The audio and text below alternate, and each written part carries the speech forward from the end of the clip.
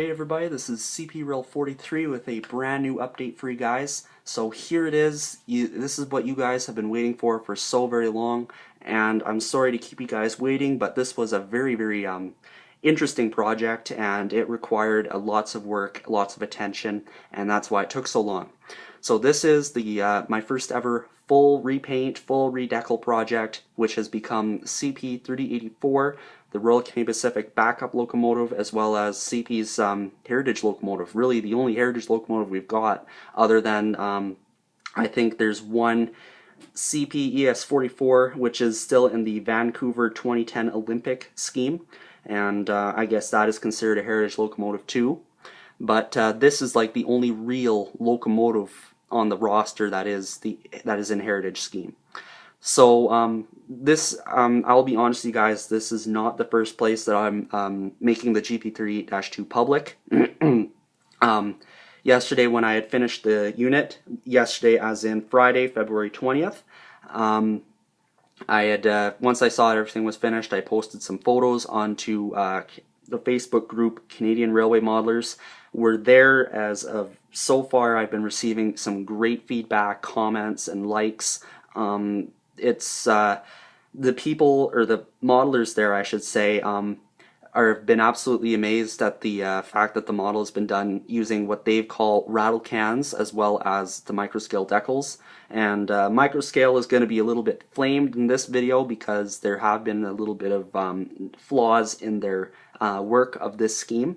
So I will just go over those throughout the video and wrap this thing up.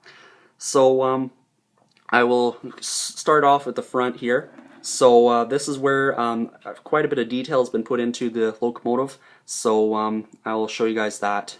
And so here it is. Kind of zoomed in a bit too much there, but so the cross lights again were finished using the fiber optic ends, which I had started doing on the GP9, which turned out amazing. Not as good as on this unit. They were a little bit all over the place and kind of sticking out a bit more than what I'd like, but in all, they look better than anything, so it's what I'm going with. Number boards, which have been finished for quite a long time, those are done. The grab irons all finished up in yellow, the striping finished, the pilot. The pilot was a huge problem with the units, both pilots actually, but the front pilot was more than anything the toughest thing I've ever worked with. It wasn't until yesterday I was able to fix a whole bunch of cracks that were in the which were on this side of the pilot. There was a huge gouge in it yesterday, and it was right after the dull coat that I went all out with a whole bunch of microsol, just hoping for the best, and I guess that dull coat really did help with the adhesion to the pilot surface, and I was dumbfounded. I was just kind of like, what?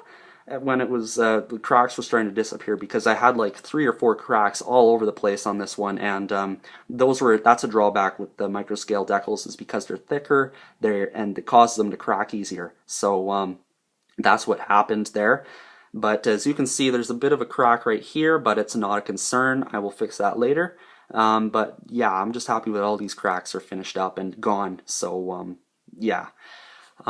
So that's the front of the unit. The yellow is a little bit more brighter than what it should be, or is what I had originally thought. The original CP yellow should be in the is imitation gold, and I was gonna match that with yellow ochre. And you can see on the steps here, so these 3 top ones are in the yellow ochre. This bottom one was repainted into what the decals is medium yellow.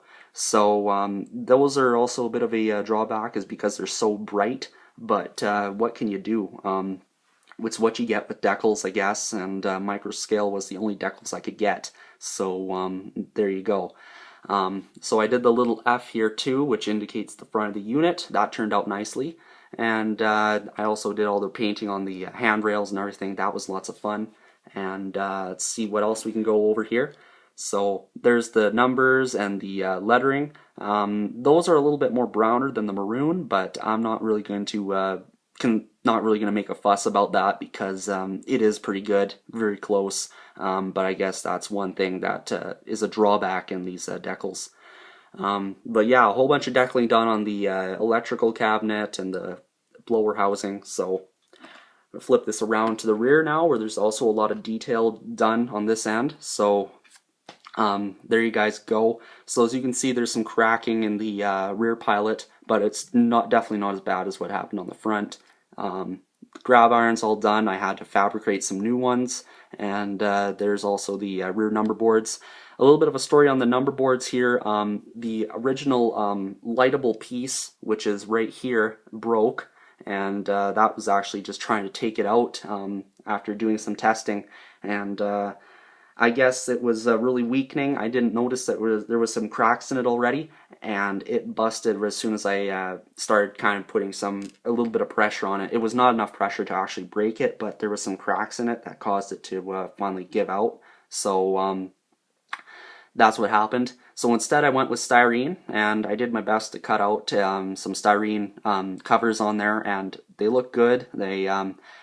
There was a little bit of holes, but I was able to cover that at the back with the glue, and then I just went over the glue with the with black acrylic paint, and that's covering up any light seepage to keep them from not being lighted, because that's the only choice I have.